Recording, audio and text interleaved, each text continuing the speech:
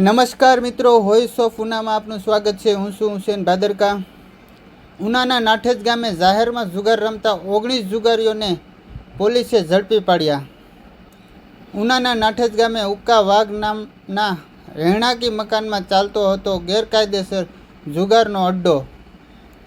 ઉના પોલીસને જુગારના અંગેની બાતમી મળતા નાઠેજ ગામે કરાઈ હતી રેડ દરમિયાન 19 જેટલા જુગારીઓ અને 4,71,000ની રોકડ રકમ અને 16 જેટલા મોબાઈલ ફોન જેની કિંમત 2,18,000 મળીને 6,89,000ના મુદ્દામાલ સાથે ઉના પોલીસે ઝડપી પાડ્યા।